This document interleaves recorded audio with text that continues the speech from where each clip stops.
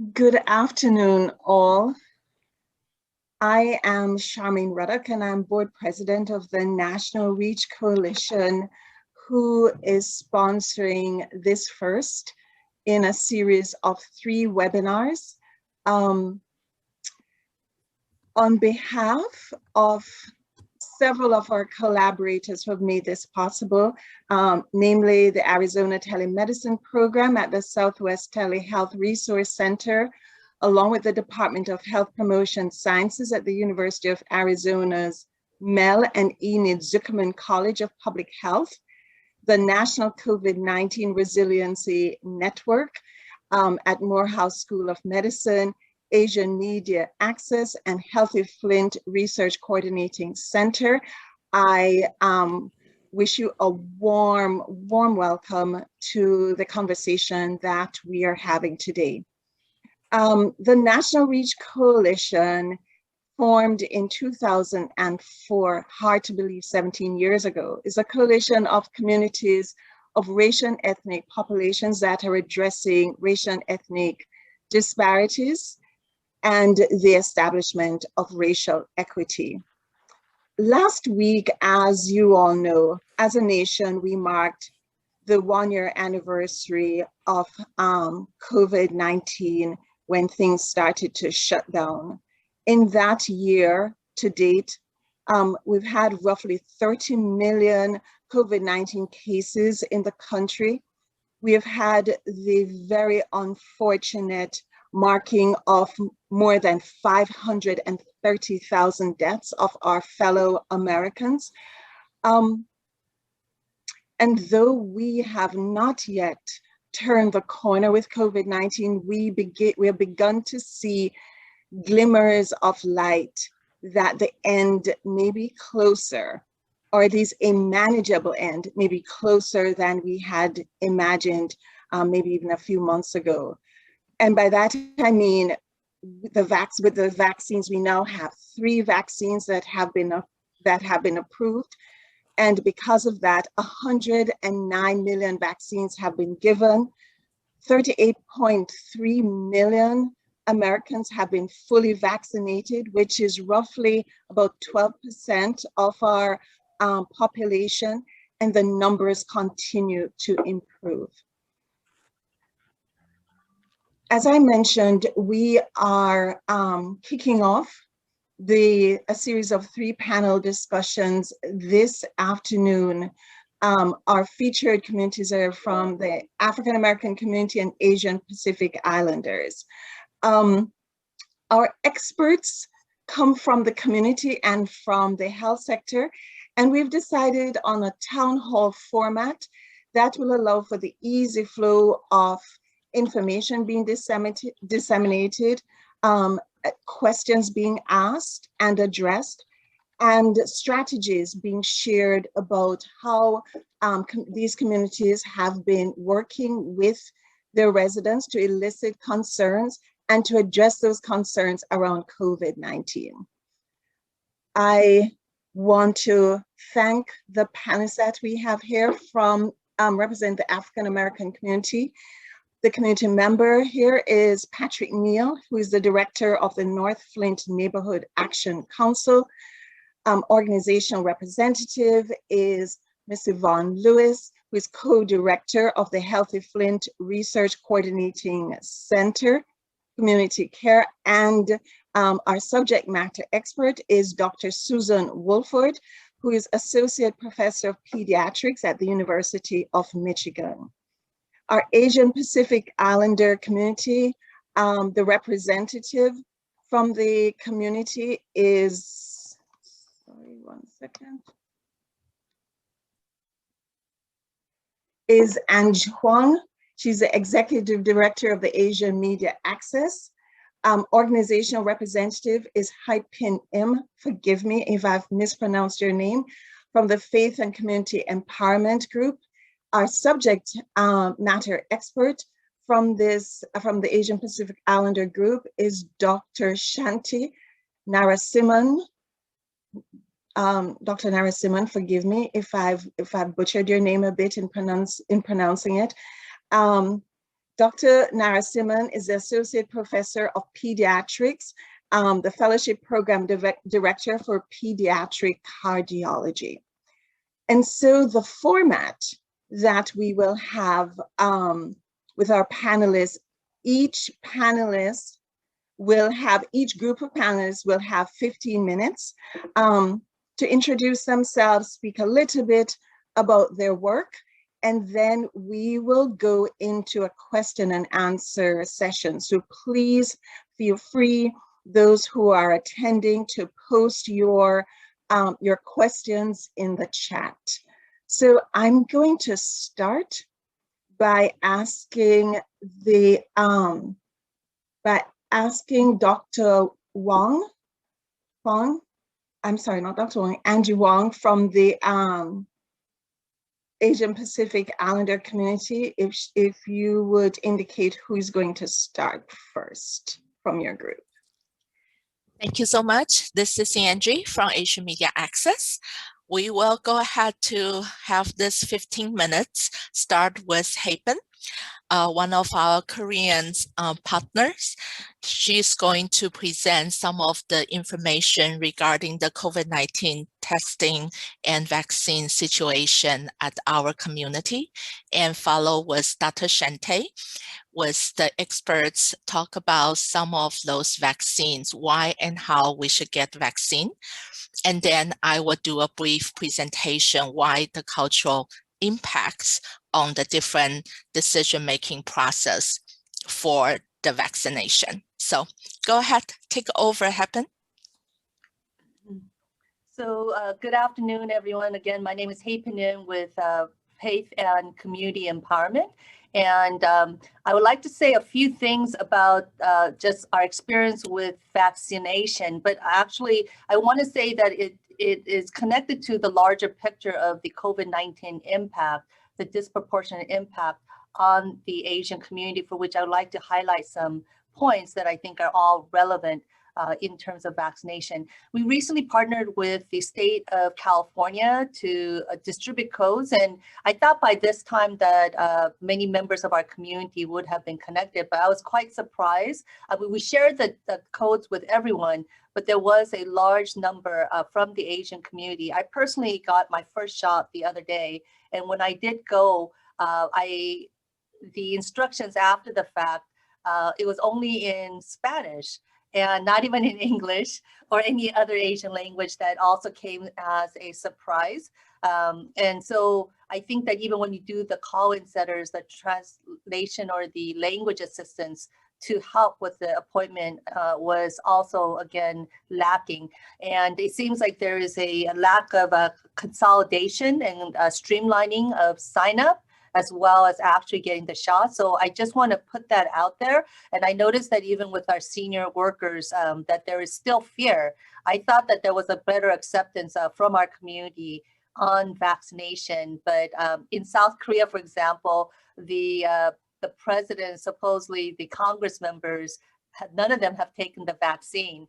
And recently someone had died from a vaccine shot, and it's unclear if they had died from that. But ultimately, at the end of the day, people were saying you should get the vaccine first before you're asking the rest of the country to risk their lives. So that type of influence from home countries, I think, are very relevant and impactful in terms of people's comfort with vaccination. And so with that, I did say that I want to share a little bit more on just the COVID-19 impact on not just the vaccination access, but again, on people's economics, whether it's their business income, where or health, infection rates. So I wanted to just go over some of those data points, as well as the racism that's also causing trauma as well. And I know that I have a limited window, so I'm just going to do what I can, and then maybe be able to answer more questions as well. So I'm going to share my screen, and I think you could see it. Is that correct? Can you see my PowerPoint?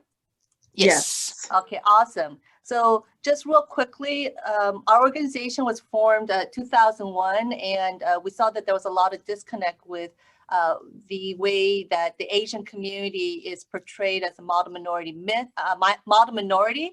And so what we learned was that there wasn't, our pain, our suffering is somehow invisible. And there usually then is no line for us to stand to receive these type of services, whether it's vaccine or, you know, jobs or healthcare, etc. And so that's how our organization formed back in 2001 to do that. And as many people are aware, the COVID-19 has definitely allowed for this growing hate crimes against Asians. And it seems like it's happening every day, over 3,000 attacks since March of last year. And there are different news coverage of the racism and again, the trauma that's there. And so there was 150% increase throughout the US. In New York City, over 800%. And I think everyone's aware of the President Trump's impact. Just in terms of economic impact, which I think, again, allows, you know, getting access to vaccine, you need time, you need a freedom of thought, you know, to room to be able to look up. Because even for me, as someone who's lived in the United States, trying to look up vaccine sites, and we're an organization that even had codes, but it was just very painful for me to sign up, let alone my husband. I'm thinking that all the seniors, right, that don't have cars, that don't have access, all those things could be very, very painful, and it's a reality. Many businesses, over 200,000 small business closures as of April of last year, let alone all that's happening now. And so in Flushing, Chinatown, it was over 96% drop. In terms of unemployment filings, but last year again at the height, you'll see that it was over 10,000% increase. Other groups, 3,000, white 3,000, blacks, you know, 2,000. And as of recently in New York, still Asians have the highest increase in the unemployment, but no one's talking about our community. And so I just want to put that out there in terms of even this discussion. And I think it also shows solidarity that whether you're black, white, black, you know, yellow, brown, that we're all kind of in the same boat. And I think there could be a stronger voice together. I'll highlight the dry cleaning business as one. 40% are owned by Asians, and more than 90% of the owners are not taking a paycheck.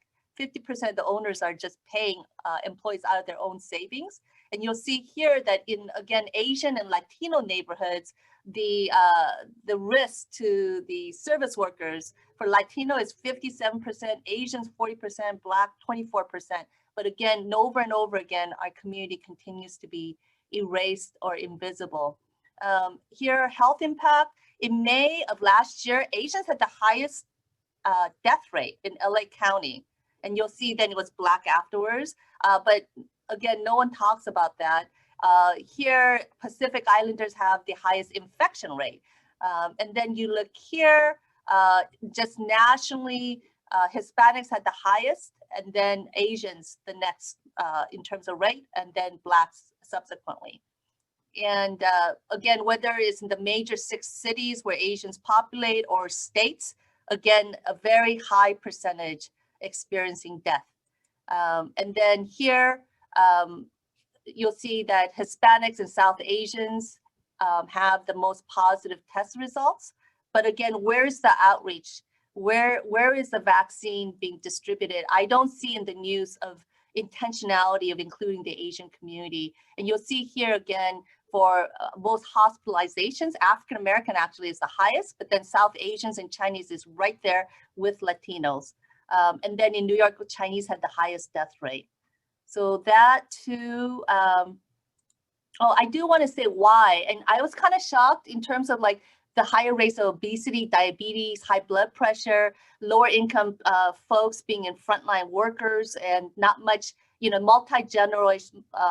multiple generations living in crowded housing, which I think are similar pain points with the Black and Brown community as well. And then I just want to say that, again, we're in the frontline workers. And so you'll see 1 in 4 on hospitality, leisure, retail, other services. But are there any intentionality in the multiple languages, right? Because there's a high language barrier, but are they being reached? You'll see that the 20% are doctors in our community as well. I think I just want to say again, last piece, you know,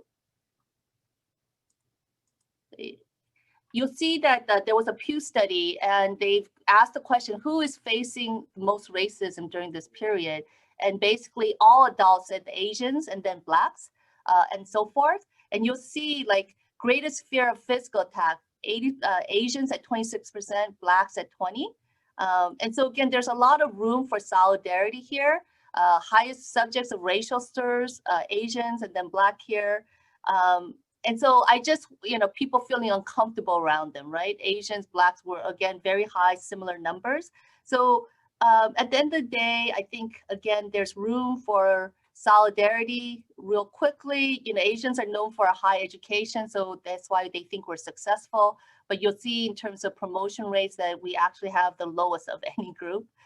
Whether it's home ownership rate, you'll see like Korean, Hmong, Black, like one of the lowest. If you look at discrimination, home buying process, Asians, Hispanic, Black here, again, very similar in terms of rental. In terms of criminal justice, again, Asian, Black, Latino, Asian, Black, Latino, and just so forth. And so I just want to conclude by saying that we're all in this together, and we would, as a voice for the Asian American community, whether it is COVID vaccine and all the other matters that impact our health, that we welcome solidarity and partnership. Thank you. Thanks, Hapen. That's really a great information and setting a great stage for the collaboration. So Dr. Shante, you're next. Thank you so much. I'm going to share my screen.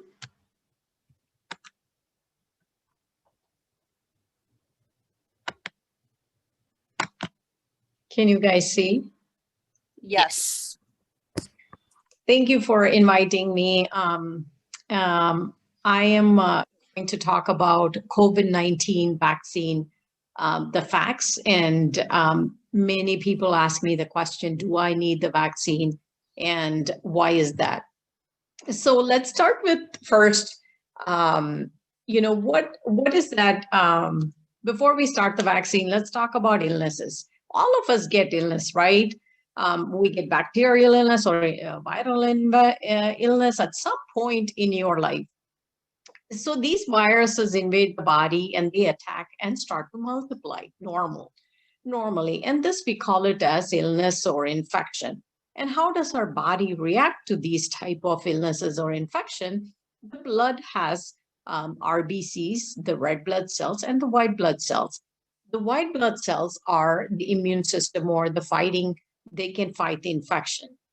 So when the first time the body encounters a germ, it takes several days to make and use of all the germ fighting tools needed to get over the infection. After the infection, the body says, the immunity that I have built, I will remember that because this is going to protect. Next time if I have an illness, I will be ready to fight immediately. And the body keeps something called the lymphocytes or called the memory cells that goes very quickly into action as soon as we encounter kind of similar germs or same germs. So I'm trying to explain to you guys that our body has the defense mechanism, right, for all types of illnesses. But here we are in a pandemic situation and we need to control this infection. How can we control this infection by imitating it within our body is by giving vaccine. The vaccine does not have any live virus. It is basically has a protein. So this protein can imitate an infection within your body, and this type of infection will never cause significant illness, but it does cause immune mechanism to start producing antibodies. I'll show you more about it.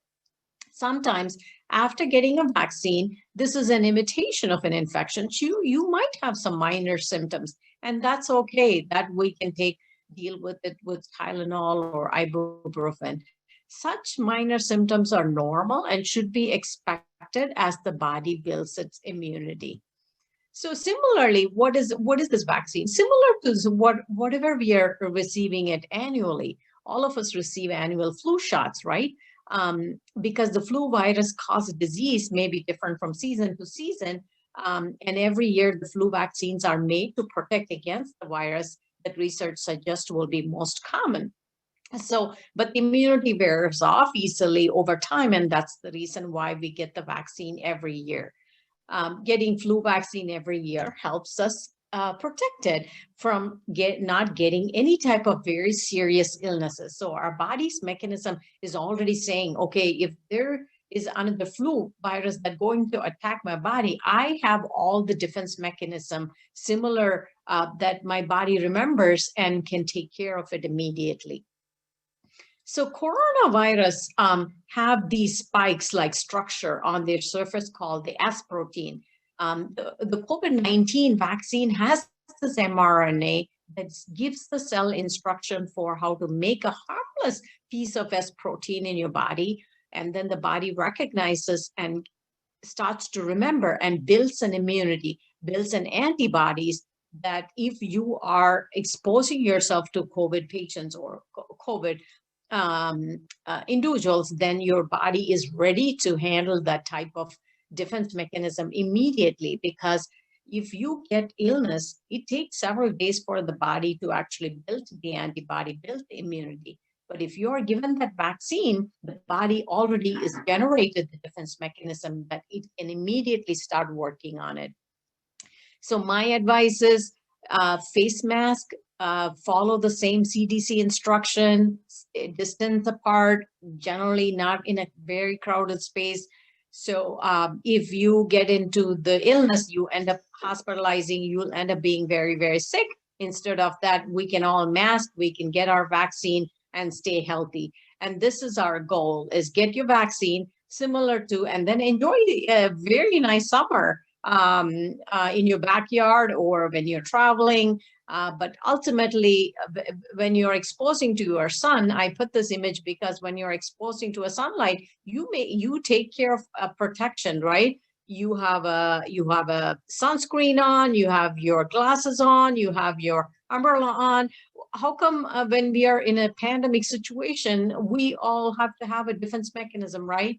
The defense mechanism is that wear mask, social distancing, 6 feet apart, and get your vaccine. Vaccine to prevent coronavirus disease or COVID-19 are perhaps the best hope for ending the pandemic.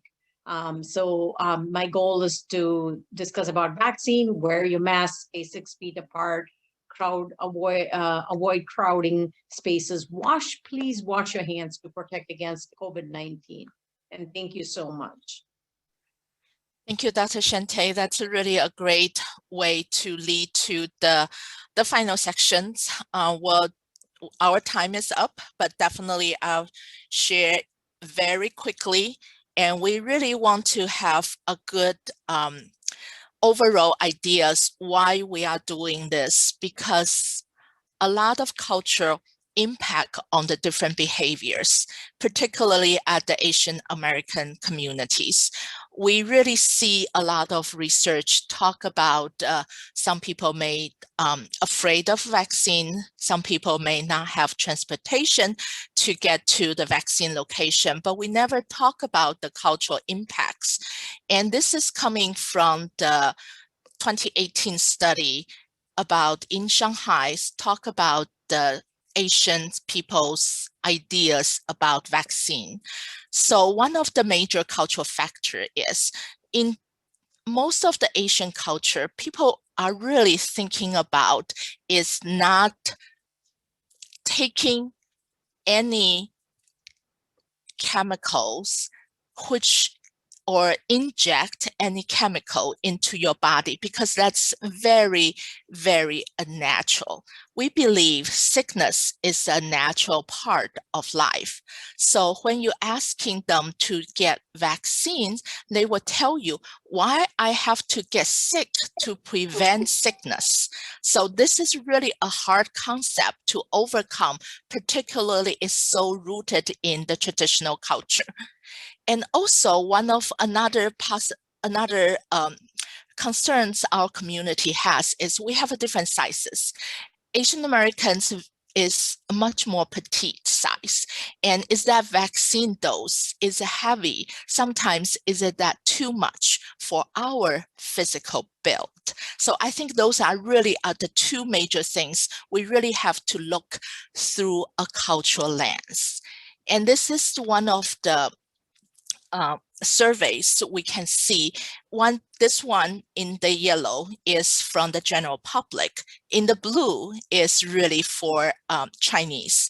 And some of the questions are totally different. Like the questions we will have is, I generally oppose the vaccine. So you can see that because that's really not the custom to the Asian culture. The best way is to let the COVID-19 virus end it naturally. So natural way, once again, I believe in the natural or traditional healing. It's really, that is the basic belief among a lot of Asian cultures. So it's a very hard and it takes a longer time to explain what vaccine is and why we have to do it. Because of this time is so severe, we really have to mobilize our Asian Americans. We need that critical mass to be able to protect everyone. Without that critical mass to get vaccines, the virus will continue to harm us. So I just really want to say we have to starting to look not just the reason to get vaccine, but really look deeper into the cultural side, how we can talk about from the cultural perspective and get people feel comfortable so they know those problems, those concerns have addressed, so they will come out to get vaccine. Thank you, everyone. This concludes our Asian Americans portion of the vaccinations, and I will turn it over to our African American counterpart. Thanks so much. Thank you, Angie. Thank you for the Asian American team's very powerful presentation. Now we're going to hear from our African American team, starting with Patrick McNeil. First and foremost, thank you guys for having us on this call today. I wish it was a different type of call, but this is where we find ourselves. In the past, I was big on PowerPoints. I love Keynote. I would put together a presentation beyond measure. But on today, I really don't want to illuminate your mind. I literally want to see if we can touch your heart. You see, heart-to-heart conversations are the best to me. Everyone's vulnerable. Vulnerability attracts honesty, and honesty attracts soul connections, and soul connections attract change in my community, because people have seen truth and still didn't know how to deal with it. So how do we go forward in this space that we're in? Or how would I try to tell the story from the aspect of my brothers and sisters? I would start by saying this. Ethel Barrymore states that the best time to make a friend is before you need them. And it would seem that during this season, everyone is being asked by those in power to leverage our relationships, our associations, and our links to assist others to take the vaccine. But my question isn't the need for taking the vaccine, is not understanding the other situations that you allowed us to languish in before we even got to the vaccine. So what happens about dealing with diabetes, where we 60% more common in Black Americans than white Americans? Or what about we're 3 times more likely to die of asthma than our white counterparts? Or what about deaths from lung scarring? Or what about, despite having lower tobacco exposure, Black men are 50% more likely than white men to get lung cancer? How many times that stroke kills us? 4 times more 35 to 54-year-old Black Americans than whites? Or what about Blacks developing high blood pressure earlier in life and much higher blood pressure levels than whites? Nearly 42% of Black men and more than 45% of Black women aged 20 and older have high blood pressure. And I could throw cancer in there, to say that Black men have a higher cancer death rate than white men. So these deadly 7 would be simply labeled as comorbidities in the conversation that we're having. So with all of the healthcare disparities and the heightened disease difference between African Americans and white Americans, why was it so difficult for our white counterparts to do just 3 simple things? Wash their hands, wear a mask, and safely social distance. And even to this day, no one is trying as hard of an outreach to get them to wash their hands, put on a mask, and safely social distance. And so now we go and we're really trying to deal with this idea of you want us to take a vaccine from a government that we supposed to trust, right? You have to forgive me, we from Flint.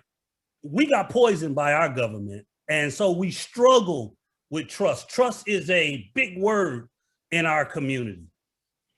And so we're having difficulty dealing with this idea that you want us to leverage our relationships with community.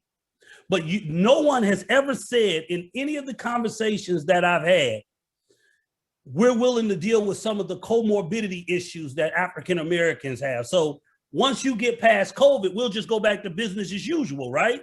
We'll continue to let y'all die at higher rates than other people.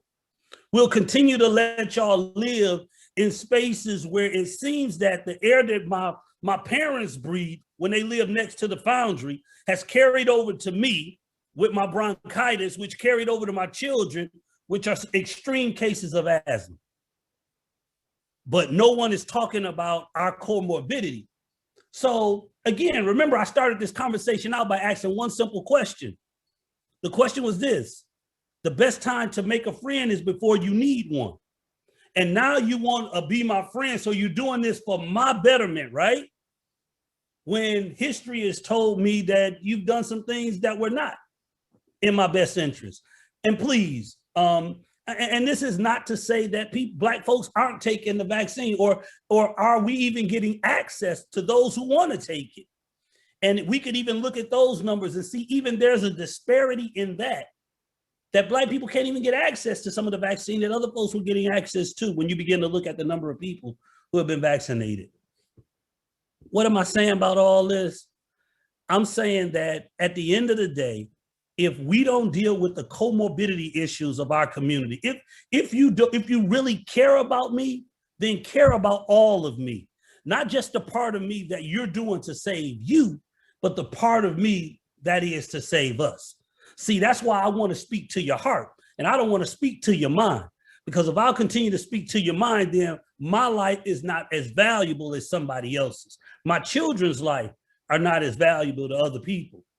So my question, and the question that has raised up in some of the conversations I serve on some COVID task force here in our community, is just simply that, is that with everything that's happening, when do somebody want to do it just simply because they want to see me have and be able to pursue life, liberty, and the pursuit of happiness? Or is it, we need you to take this shot so that I can be safe and you can go back and live the life that you had before all this? That becomes our question, people. And I'm just tired of being tired of having to question everything that people are trying to do. But for good reason, we question. And so we're thankful for the people who have stepped up and have been willing to share their take on things and have brought wisdom to community, and that they will continue to do so. So my answer to people is, do your research, make the best quality decision that you can, and let no one force your hand either way, whether you take the vaccine or even if you don't. So with that being said, that's where I am, and many of the community members who have reluctance to trust the government. But we have some people who have done an outstanding job of trying to help to dispel and to bring continuity there. And that's where Ms. Yvonne comes in at. Ms. Lewis, take over. Thank you, Patrick. Well, you set a great foundation for our conversation today, because many of our communities had concerns about the COVID virus, about the COVID vaccine, and really asked the question, so what do we do? Where do we go? And how do we get the information that we need? And I just want to share just quickly here with this coalition today. Again, we appreciate having the opportunity to talk to you about what's happening in Flint, Michigan with our work. I have had the privilege for the last 52 weeks, it'll be 51 this week, of being the moderator for what we call the Healthy Flint Research Coordinating Center's webinar on coronavirus. As a founding director of the National Center for African American Health Consciousness, my goal was to bring awareness about health and health-related issues to our community, particularly the African American community.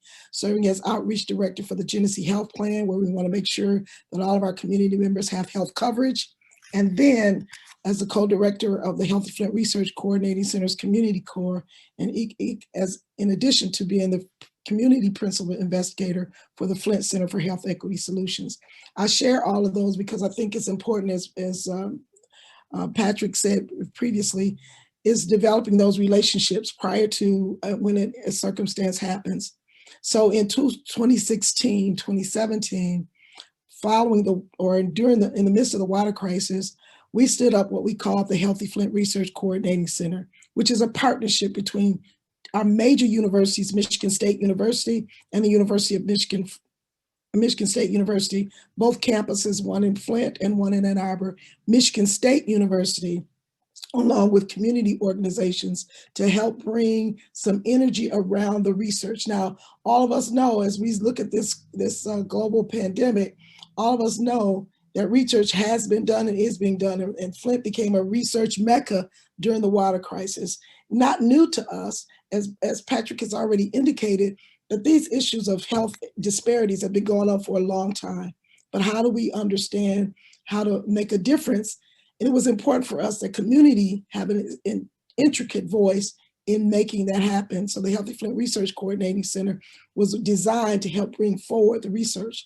And we fast forward to 2019. In 2019, we were planning our third annual research symposium to really bring forward examples of research that was done in partnership with community. Coronavirus. March 16th, I'll never forget, March 16, 2020, after our governor had closed our state down because of the epidemic nature that we had, I would say, the epicenter of many outbreaks in our community, in our state was shut down. And so at that point, we didn't know a lot about the coronavirus. We didn't know what it meant, what it was, how it worked, and why were people being so adversely affected, and particularly in the African American community. Because what we first heard in the early days is that African Americans didn't seem to be impacted as much. And now we see that African Americans were disproportionately impacted. So this Healthy Flint Research Coordinating Center partners, we stood up a community webinar on coronavirus. The goal was to give a local context to this global pandemic. How do we answer questions for our community? When the community is shut down, no schools, no transportation, stores closed, and when you have children receiving their breakfast and lunch from school, where do they go? And so as you can see here, this is an array of community agencies, organizations, and even our hospitals that came forward on a weekly basis to share with our community where resources could be found, where services could be, and what we needed to do in the midst of this pandemic. One of the things that we did, we wanted to be sure, was that we brought credible and trusted messengers. As we've often heard, who's sharing with us, who's asking us to participate, who can we trust? Big question, who can we believe? And there was so many mixed messages that was being shared. So one of the things we did is we sought in our community credible messengers. And you can see some of those messengers here today. We have our chief public health officer from the city of Flint, who regularly came to the webinars to talk about what was going on in the city. And mind you, we still were dealing with the aftermath of the water crisis. Dr. Susan Wolford, who you'll hear from in a moment from the University of Michigan, she's a pediatrician and also works at the medical center and is a researcher. How do we hear from an African-American physician who can tell us exactly in a way that we can understand it about this coronavirus? And Dr. Deborah Verholden brought to us the epidemiology around it, some really important issues about what this virus means and how it interacts in community, and what does the data say, and what does the data mean? So often we hear these numbers, but it's not clear how those numbers really play out in real life. And then, of course, we reached out to some other professionals, and in this case, you'll see Dr. Paul Kilgore, who was one of the professors at Wayne State that worked directly with the Johnson & Johnson vaccine trials. And then we'd also hear from our community health, Genesee County Health Department about the data, where to get tested first and to get tested in our local communities, because there was a disparity there. Initially, we didn't have testing sites readily available in community, but partnering with our churches and the health department, we now have sites in the community at churches where individuals can go to actually get their vaccine within their local community. Community health centers were also a part of that. And then we moved from not knowing about the vaccine to learning about the vaccine, not knowing about the virus, learning about the virus, understanding the purpose of testing, getting testing made available in our community, and then now here's a vaccine. Questions became, if this is, and we heard warp speed, these vaccines are going to be developed in warp speed, what does that mean? And can we trust these vaccines? What does this mean? And for the first time in my experience, there was this real thrust initially early on, let's get African Americans vaccinated. So the question is, why are we asked to be in the front of the line? Then we find out, yeah, we want to get vaccinated, but as was said, vaccines weren't always accessible and available. Now, where significant efforts have been brought forward to ensure that vaccines are available in our community at various community sites. We had even some of our physicians, when we started off with the testing was being made at one of our major locations at Wood Stadium. And now we're seeing testing done at churches, at our community, at our airport even, in different locations within the community for people to get vaccinated as well. What else happened as a result of this? We wanted to make sure that we were able to reach varying audiences in our community. So after the webinar was set up a few weeks later, we were able to have the webinar on YouTube. It's now on Facebook. And in addition, because of the community voice, we now have continuing education credits for our community health workers. And last week, for the first time, we were able to offer social work credits through Michigan State University to social workers. This is progress. It's an opportunity to reach many people across our community. And it is so important that our community members feel that the information they're getting is coming from trusted messengers. Patrick made the point. You want to reach people that typically are not reached. But the question becomes, why now?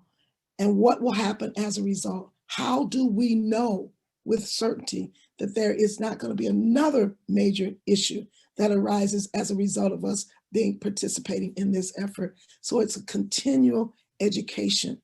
It's a continual outreach. We can't stop. And again, what is important is that we provide the information so that people can make their own decision with quality, credible, and as accurate as possible information. And I say as accurate as possible because even some of our presenters have said information is changing so quickly. We want to make sure that we can give that information to you as we are learning it. This is a learning opportunity. It won't change overnight.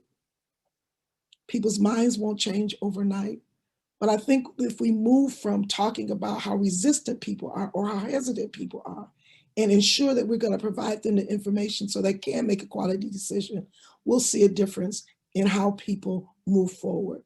So one of the examples that we want to share with you today is to hear from our one of our trusted voices from our community, Dr. Susan Wolford. And I will tell you the reason we've been able to do this for 52 weeks is presentation like Dr. Wolford's, who makes it clear to community, because every session we have done, is driven by community voice. We're listening to community. We're responding to the questions that they have so that they can feel confident whatever decision they make, it is based upon information that they feel is credible and that they can trust. So I'd like now Dr. Wolford to share with us some of her insights as a physician and examples of what she shared with our community. Thank you so much, Ms. Yvonne. And thank you for this opportunity to speak with you today. I'm going to share my screen once I can. So as has been stated, it is so important to get facts out there so people can have data as they make decisions, and we're not dealing with so much information and misinformation that people find it very hard to make a decision. Like Dr. Shanti, I'm a pediatrician, so I am all about vaccines. But of course, with this one, there were so many questions. And then there are questions about variants, like, so should we get the vaccine? Because there are all these variants out there. And indeed, what is a variant?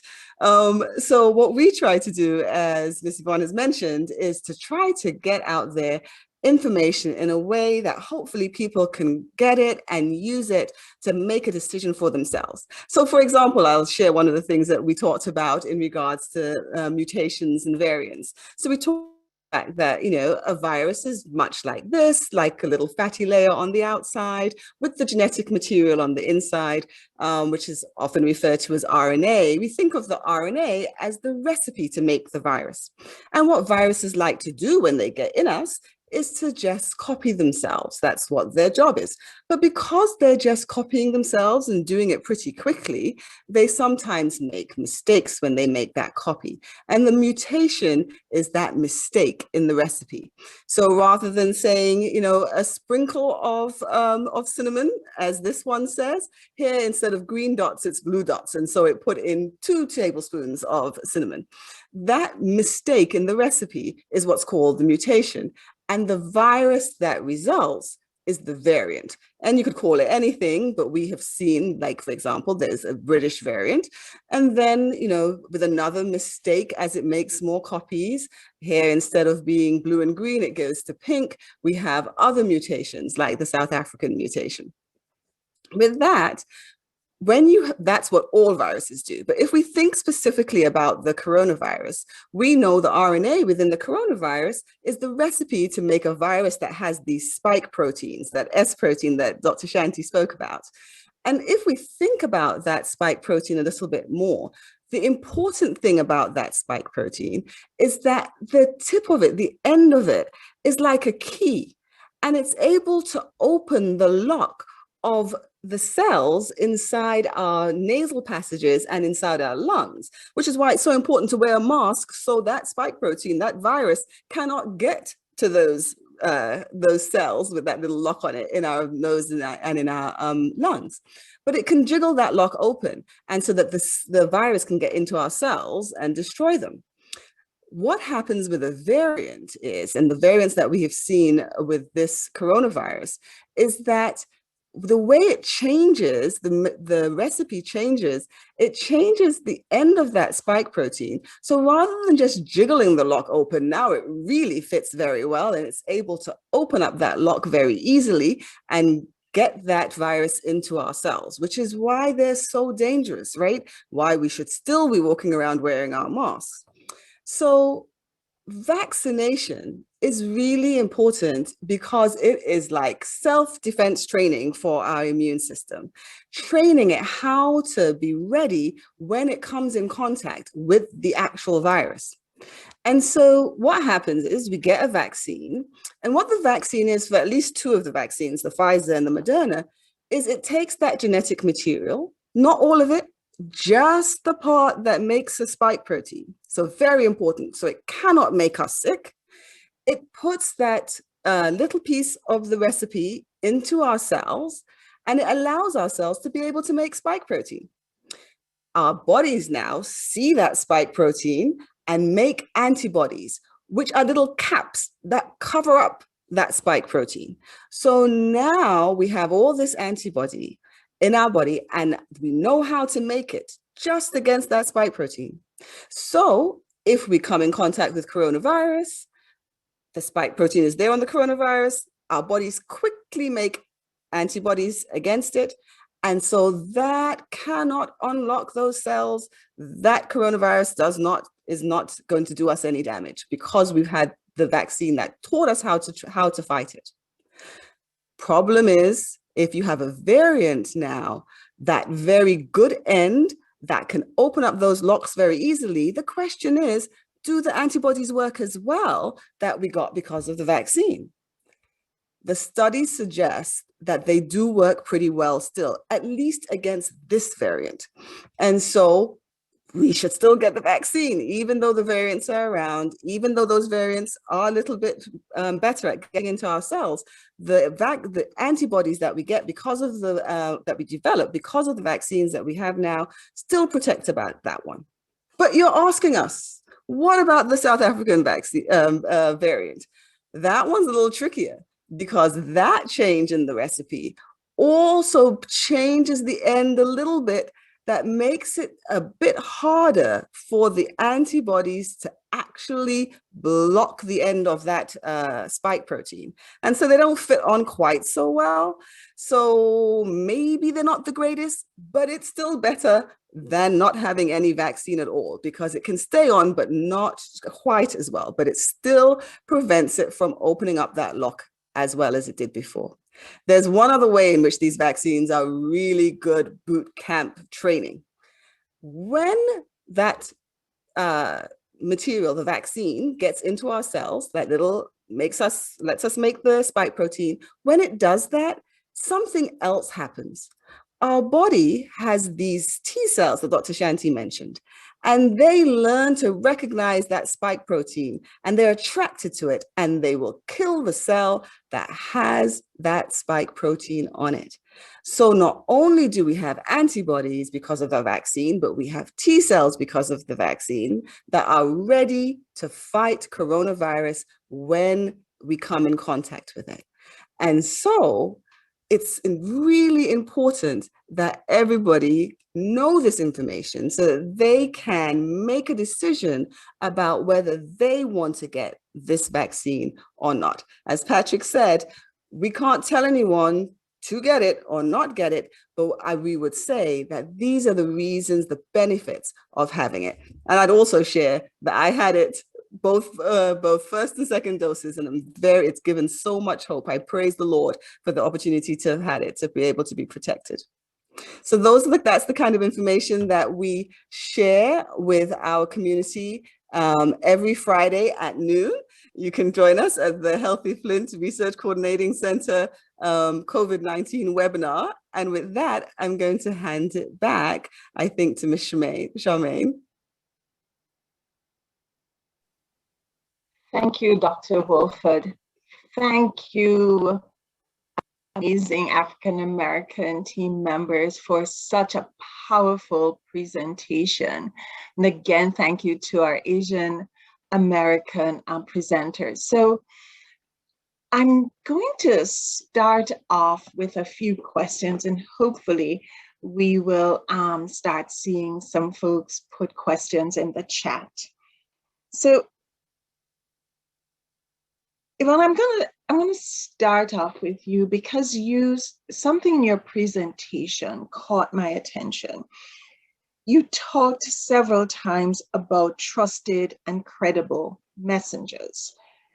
And I wanted to know, and hope you can tell us, what criteria did your team use, did your group use to determine who is a credible and trusted messenger? We've seen, high profile figures, movie stars, athletes, and I keep thinking, I'm not sure why they're trotting them out because I haven't heard them being experts in the area of COVID-19 vaccine. So how did you choose? What's the criteria that you all used to determine who's credible and trustworthy? Yeah. Mm-hmm. So, thank you, Charmaine. It is good to see you. Good to see you. One of the things that we did, Charmaine, and the banner that we showed, these are organizations that have been in our community for many years and have all partnered or sat at the tables together over the years, providing information to our community. So we reached out to the Genesee Intermediate School District, say, who is that person at the Intermediate School District that knows what's happening in the schools and can bring that information, specifically what's happening in our community. For our community health center, we have the leader of the community health center who is in the community. People know him. He lives in the community, goes to church in the community, and is making sure that services are being provided to community members. And then going to the hospitals. Who is that person at the hospital that people can trust? Now, they may not have always known that individual, but when they come forward and we ask them specifically about what's going on in our community, they can relate to what's happening in our community. So we built it based upon the partnerships that we have. So, I'm going to talk to somebody that I know, and I'm going to invite somebody that I trust will share information with the community in a way that the community can receive it. Thank you, Yvonne. Good. I wonder, I'd like to pose the same question to our Asian American team members. Who is the trusted and credible messengers in your community? Is that important? And if so, how did you determine who's trusted and credible? I'll take it first. This is Angie from Asian Media Access. And I think for our community, we are so diverse. So I think you definitely want to find a linguistic and culturally appropriate community-based agency. And we also really have a very strong tempo. I think a lot of our community member going to the different kind of temple, Vietnamese temple, Cambodian temple, Thai temple, and Chinese churches. So I think all these are really coming together as a trusted messengers who already been pre-identified in our community. But unfortunately, I see a lot of our culture messengers is they are really focusing on the community, and they may not has a bridge to the mainstream community. So sometimes the mainstream community has a difficult time to find that cultural messengers. And that's where, as Patrick mentioned, the trust coming in. You have to befriend with our community. So when the crisis happen like this, you can immediately identify the trusted messengers. So I think this is really a good process to start. And I see, particularly in Minnesota, we have already starting to see that collaboration happen from the mainstream agency, really outreach to those cultural messengers and really starting to utilizing the different languages, different cultural impacts to get the message to our communities. And we hope to see more.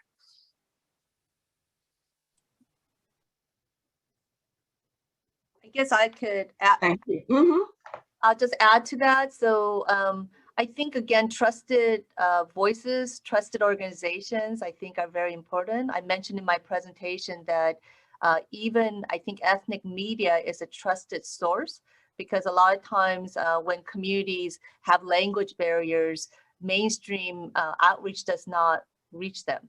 And even if they tried, it's not understandable. And so it's kind of interesting that news from their country of origin actually has great influence. And I mentioned again that in Korea, supposedly the Congress members and the president have not taken the COVID. And so here in America, there's this kind of a reverse discussion of, hey, you're keeping the communities of color out. But in Korea, it's kind of like, hey, why don't you do it first, right? Why don't you, president, and risk your lives first and show us that you survive and that it's good for you before you force us to take it and risk our lives. So I think ethnic media is definitely one. And then also, again, faith organizations, as an example, in the Korean community, 75% here in the US are connected to Korean churches. And so some of the congregations go from 1,000 to 8,000 live bodies on Sunday morning when before pre-COVID. And so again, they are centers of influence. And most recently, the California Office of Emergency Services, they're running a campaign, kind of like Talk to Mom. And so they reached out. And so we recommended a mother-daughter team to be able to have a conversation about COVID, right? Again, to kind of foster that trust as well. Thank you. So, Charmaine, Yvonne, can you I want to add to say that something? too? Sure. That, Go ahead. yeah, that one of the things that was important is that we didn't ask people to talk outside of their expertise. You know, so we didn't ask a community person to try to be the doctor or to try to be the health officer or to try to be the epidemiologist. We asked the organizations to speak from their perspective where they had the information that people could trust because they were talking about their known information. So I think that was another thing that was really important, is that people can understand that the information coming is directly from that agency, and there might be some differences across agencies, and those differences were even shared. So we took great, care in who we would invite in order to be sure we got the information to our community. Great, thank you, Yvonne, for adding that piece. I want to stay with the messaging piece a little bit, but sort of turn it around a bit and say, we have seen so many people come out and say, well, I know why this community isn't lining up to get the vaccine, right? People are saying, speaking as authority figures on what the community is saying. My question for both teams is, how did you go to the community and find out what were the concerns and issues that they're having around the COVID-19 vaccine? How are you eliciting that information from the community in order to respond and address it? Mm-hmm. Whoever wants to jump in first, please feel free.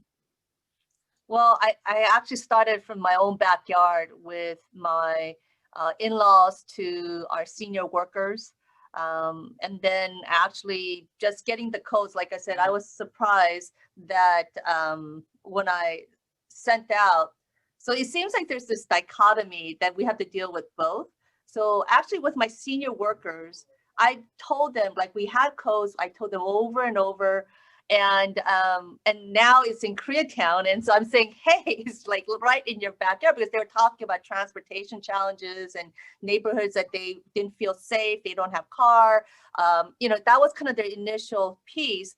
But now it's literally in their own backyard. And then this fear also came about, right? That they still don't have comfort of risking their life, their health, by taking the vaccine. And then again, when we sent out the codes, the number of people who wanted desperately to have access to vaccine. So you're seeing both, right? People who are wanting vaccine, but seem to have difficulty getting it. And then there's people who have fear, and even with given the opportunity, they're reluctant to jump on board. Mm-hmm. I would just say, Charmaine, is that, so remember, my adage is deeper than just what it is. Uh-huh. The best time to make a friend is before you need one. Absolutely. Because that means you always keep your feet in community. You never move both of your feet, right? It's almost like if you're playing basketball, if you move both of your feet, you're traveling. I'm not trying to travel. I'm trying to stay rooted and grounded in my community. And so because I'm hearing exactly what they're saying, from whether it's coming from church, whether it's coming from community members, whether it's coming from the barber shop, or whether it's coming from the corner store, because we try to keep our feet in community. And because we do, people already know that, hey, look, what are they saying? What are you saying? This is what they need to hear. And you take those anecdotal conversations back, and then you begin to have them with those folks like Ms. Yvonne said, who stay in their lane, who are good at what they're doing, but they also need to understand that You can say what you want to, but I'm still not trusting you. So it's something that happens there. It's about being in community and of community, even when there's nothing valuable from community. So here's my real issue, and I'll pass it back to you, Charmaine, after this. Isn't it rather funny that people, especially researchers, want to come in and research now? And so community, they've been picked and pricked and prodded and everything else already know that. So they're fully aware of what you're trying to do. So here's the funny thing. All the doctors get paid for doing their work. All the information they get from residents, that great information, residents don't get nothing, because half the time the data don't even come back. But I'm gonna let Dr. Susan take it from there, and I'm gonna just go ahead and hit mute. But it's such an important point, right? All community knows that. We've all been in that situation where community says, you come here, you give us a $50 meal or gift card or something, and that's supposed to be enough. You take your data and you go, and we never see you again. So I think that that has been stated enough, that those who truly are invested in community engaged work and knowing what's happening in the community really have no excuse. We have heard it, and so we should be in a situation where we're not stepping in, getting what we want for our next grant or our next paper and leaving. What we're doing is really building bonds with the community because we are invested in that community and staying there. And so, and the payoff is great on both sides, because I know that after having years of relationship with Miss Lewis, that when we have conversations, 2 hours, 3 hours into the night, it is giving me a better understanding, and I am then better able to help. But that doesn't come because we've just known each other for 5 minutes. That comes because we have a genuine, rich connection. So Charmaine, as we talked about before, the Healthy Flint Research Coordinating Center was already organized before Corona. Dr. Wolford is one of our co-directors from the university. And when she talks about, we're talking, Dr. Deborah Verholden and others, we're talking like Saturdays, Sundays, 10 o'clock at night, because we're trying to make sure we stay connected with community. So I know everybody's not going to do that, right? However, we can't just wait until an issue occurs for us to decide we want to partner with community, because that's when you're going to get the pushback. It is the long-term, long-standing relationships that are enduring that make a difference. Because then as community members, as Patrick talks about, as community members, we then can say to our community, other community members, we trust this person. So they're going to trust me. So I have to guard my integrity. Because if I'm giving bad information, then they're not going to trust me. So just as an example, I had a community member ask me if I would do a presentation on an issue that had not been proven. We didn't have any background information on it. So I even said to the community member, I don't think we can talk about that yet because we don't know enough. It was just the other day she called me back and said, I appreciate you not jumping out there and talking about that because you didn't really have an understanding of it. Now I know when you do bring something forward, I can trust it. And that's what makes the difference. It's not a single issue. It's multiple, and over time, building those relationships so people have confidence in what you say. It's that trust, right? It's that trust issue that is so key to keep the community saying, I think so many of us fall into the trap of thinking we have to give an answer right away. And we don't understand the value of saying, I don't know right now. But once I have that information, or if that information ever becomes available, I'm going to make sure I transmit or send or let you have that information. Somebody wrote in a comment in the chat as you were speaking that they're hoping that part of that community engagement means also hiring from the community. Does anybody want to comment on that? I see a lot of vigorous nodding heads. Go ahead, Patrick. I would just simply say, in my work that I do all the time, we just we just did some community surveys and we tried everything. We tried technology, we tried QR codes, we even had texts that went out. If you text CIM survey, it would literally take you to the website and not a soul would take the survey. We literally had to go, and our trusted partners had to go and get the people that they knew to take the survey for us. So what I learned in that is, and we compensated them for doing so. For me, that's where real partnership and collaboration comes together. So most universities, when they start grabbing this money, they think about how much they're going to take off the top. I'm sorry, y'all, I just got to say it. How much they're going to take off the top to cover their overhead, how much they're going to give the researcher and all the assistants. So by the time they get to community, there's really not a lot left. And so one of the things I try to do is I think of community before I submit the proposal, not after. So that I already know that if I get $20,000, $10,000 is going out as community remuneration. And I know that that's going to happen because I put it in with that in mind. And so I think sometimes that's what has to happen, because too often, again, we're the primary investigators. You couldn't do this work if we didn't say nothing. So we should be compensated for the work that we do. And I'm sorry, I always say we, because I would rather be considered part of community. This is Angie from Asian Media Access. Totally agree. I think we really need that type of the cultural responsive method, including the hiring cultural and linguistic appropriate staff and community members. But I also want to take this opportunity to say we really should look into next step.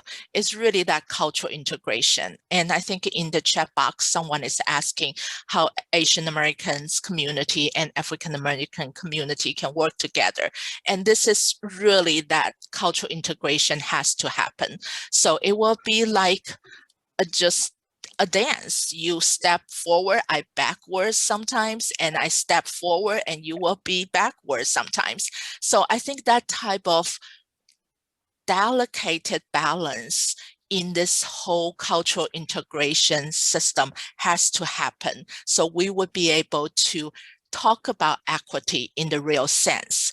Right now, even for just a very simple example, the mental health healing, we're trying to get our shamans, we're trying to get our temple monks to get reimbursed as their services as a cultural healing. And it just not happen. The money still go into the Western style counseling to maybe the counselor will have the cultural and will have the linguistic background to support that type of the healing and treatment. But on the other hand, we still need to honor that cultural healing, which is happening in our community, who are working very hard to get that trust to really hold the community together as a cultural healing process and practices, but nobody be able to support them. And if we don't talk about that cultural integration, recognize two different ends, the Western, the Eastern, excuse me, meet at the center, then it's really just functioning within an existing Western cultural framework, which is not working. And I guess I want to jump in on that. You know, it's kind of interesting that what I've seen over and over again is that when people come that are not in my framework of my world, it feels many times inconvenient. But once it's established, actually, I'm a beneficiary. So like, I don't know, like disability, you know, the bathroom, you know, the one with the larger stalls. I'm like, thank you, God. Or, you know, or sometimes like when I'm lugging my suitcase and there's a handicap, you know, a rail, like I'm going, hallelujah, right? Versus me having to lug up. I'm just giving one example. And I think we, again, as this country, again, I think all of us, we have a human tendency to just kind of hang on to what we know, and it's inconvenient to think of anyone else. But I think that if we could open up to, you know, to consider and value the gifts that other communities, cultures, individuals, whatever it is that they're saying, hey, we need help, or this is valuable to us, that ultimately at the end of the day that we can all benefit. And so I think, again, uniting our voices to do that. And also, I've been in this faith-based economic development space since 2001, when President Bush announced the faith-based initiative. And I noticed that when Hurricane Sandy happened, that Congressmember Grace Meng, who grew up in the church, said, hey, you know what? Houses of worship play such a significant role, especially during these type of crisis, moments. They play first responders. So there should be also resources allocated to houses of worship. And I think that was kind of one of the first times that like those type of, what do you call that, natural disasters, that houses of worship got included. And so again, I know for the Black and the Asian community, houses of worship play such an important role. As mentioned, the Korean community is like 75%. For maybe the Chinese community is the temples, not churches.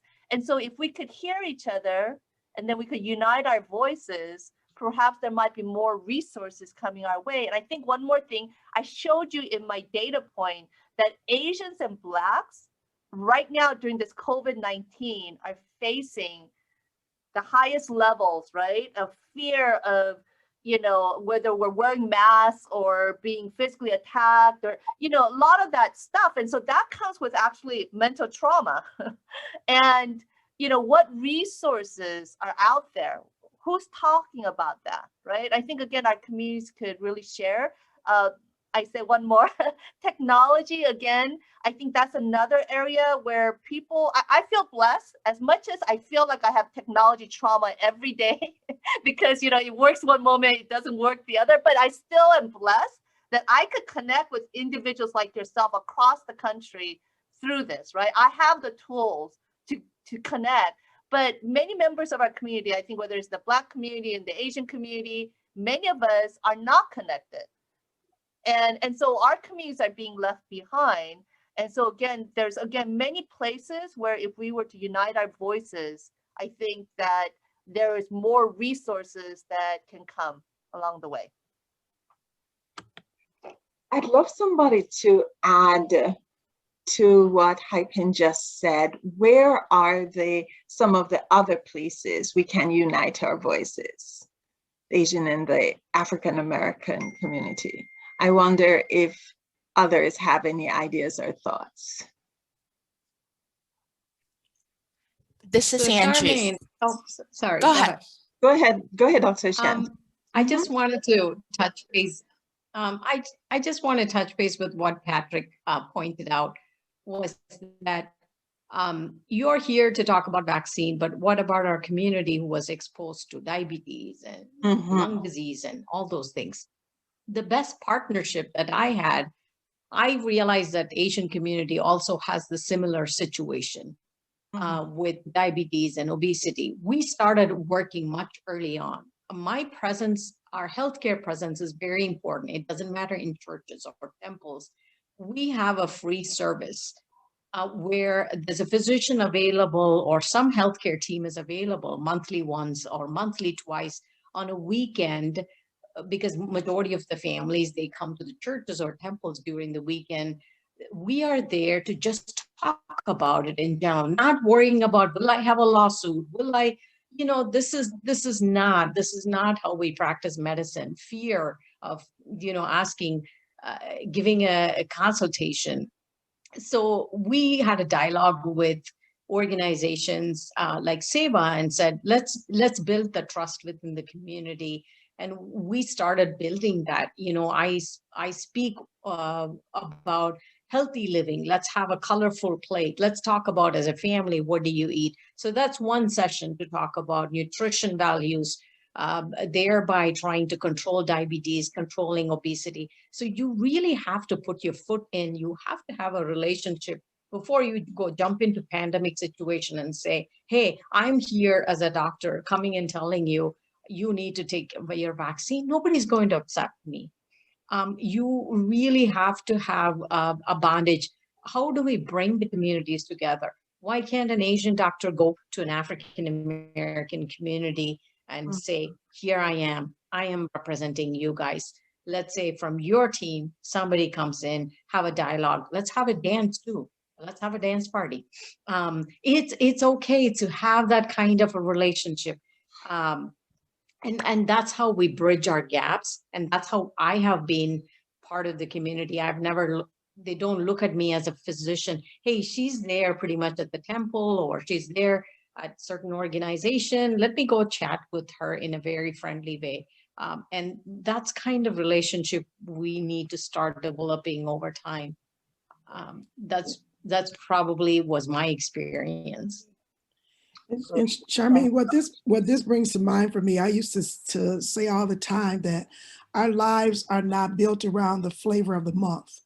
And what I meant by that is when the idea comes up from a funder, we're going to talk about cancer, we're going to talk about diabetes, or in this case, we're just going to focus in on coronavirus, but we're whole people.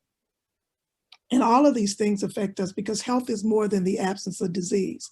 So one of the things I think would be exciting is if we could start aligning around cultural similarities versus always looking at the differences.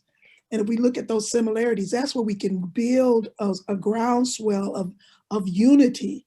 And then when we see where those differences lie, it's easier to say, okay, we need to point this out. But I think if we really look closely at it, there are so many differences. When I think about faith communities, there's so many uniting pieces that sometimes get lost because there's only a focus on one piece. But if we can look at those similarities across our communities and build that synergy there, we can then minimize, I think, even heighten the power that we have as a voice for our multiple communities that are facing crises. We can move past some of this. And I just want to again say that, particularly because of the model minority myth, a lot of times it creates, it pits kind of our community against everyone else. When in reality, actually, as I highlighted in my PowerPoint, I went really fast, but if you do look, it's all there, that we actually share a lot of the pain points, whether it's unemployment, small business, wealth, discrimination, criminal justice system, mental health. I mean, I could go on and on and on. And so I think in that way, by sharing that we actually experience similar pains living in this country, right? I think could also help break down that divide that is often present, right? There's a lot of narratives about our communities or of one another, that if we could break that down by sharing the data points in our, lived stories, experiences, I think that could also create bridges of understanding as well. Because I've seen a lot of things, places where we share the positive energy stuff, but then we don't ever deal with the pain. and so in that way, like in good times, we all get along, but then when the crisis hits, then everyone runs to their corner. And if we could break down some of those myths, right, I think that also helps to build genuine trust as well. Thank you. This is Angie. Just want to respond to Charmaine's question about where other places than the worship places can be the information sharing. And we starting to training the restaurant workers and also daycare and also the grocery store clerk. We think all these three are really the information source, because when they do checkout, they chit chat with their customers. So those are the places we hope would be able to share more information, or just even grab a flyer to say, hey, this is something's happening, check it out. So those are the really, I think we should just go beyond what it's the hierarchy comes in, but really working with the grassroots, because they are definitely interacting with the waiter, waitress when they orders, they chit chat. So all those information is so valuable if we could have those people as our messengers as well. Thank you, and so I am watching our time, and I'm going to ask a question, then I'm going to ask whoever on the team to give some final thoughts they want to share with the attendees. Patrick, when you first started, you sort of went out big picture, right? You said, look, I'm not just here, I don't even want to be here just talking about COVID-19. Why aren't the other disparities being addressed? And so my question is, what would we want to see? What would you want to see? So that you excuse me, you said something that I hope I captured. Care about all of me, not just the part that is going to affect you. What should be our ask of those people who are not caring about all of us? Well, you know, I call it the miracle moment. And so if I get to wake up tomorrow and the miracle is happening, I didn't know it took place, but if I was to view it, what I would see is that when I went to the doctor, African-Americans and others who are being mistreated will be treated fairly at the doctor, that the mortality rate for Black women who are giving birth would go up. We would begin to see that the food stamp program would be changed so that we could afford healthy food and not have to buy things that just fill us up. Because at the end of the day, I don't want my child hungry more than I worry about their health. By seeing that, we would begin to see that the policies that are on the books and the practices of those policies would begin to lend themselves to see all of me and not just a part of me. You would do the studies to find out what happened, what makes me more vulnerable to these diseases, and then give us answers that we can palate, that you would get people who look like Dr. Susan on board with you so that I can have a trusted member who's been on board with you the whole way, not a part of the way to come in, Johnny come lately, to try to get me to change my mind when we didn't have anything to do with the process. What I would begin to see is you would begin to value my humanity, and you would be ready to jettison the hierarchy of human value. So that when I see my Asian Pacific brother or sister, I see my brother or sister. I see what they look like, because I don't ever want to pretend like I'm blind, but I see them as my brother and sister, not anything else. I begin to see my Latino or my Latinx brother and sister as not my enemy or someone who is trying to steal my occupation or potential job opportunities, but someone who just wants the same thing as I do, to raise up their children, to make sure that they go and they do the right thing, that my kids have just as good a chance as others, that my kids would go to a school that looks like something that was built in the 21st century. Those types of things would begin to happen. And then all of a sudden, you would see the temperature in this country go down. Because at the end of the day, I believe that you can legislate morality. And if you think I don't know what I'm talking about, all you got to do is remember 3 letters, TSA. I remember when you used to go to the airport, you could walk somebody all the way dang near on the plane. Now, all of a sudden, you legislate morality, and all of a sudden, some people quit wearing belts because they got tired of trying to put them back on after they tried to get on the plane. So you can legislate morality. So for me, these are the things you would begin to see, and the world would be different. So you wouldn't just care, because now it wouldn't be about you doing something for my community. You would be doing something about our community. I know we have a hard stop and it's 2 minutes left. Anybody has a quick last word before we wrap up?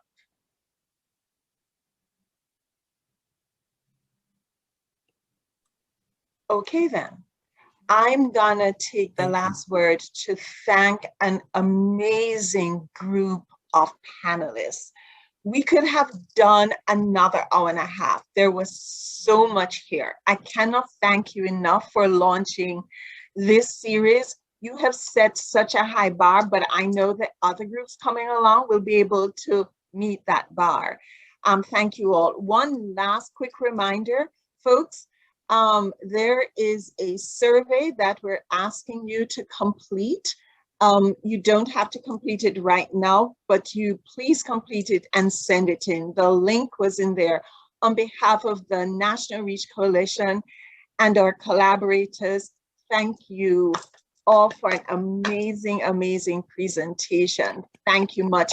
all the very best with battling COVID-19 in your respective communities. May we all come out much better by the end of 2021. Thank you again. Thank you. Thank you, Charmaine. Great Thanks job. so much. you. Great Thank you, panelists. panelists. Thank you. Thank you.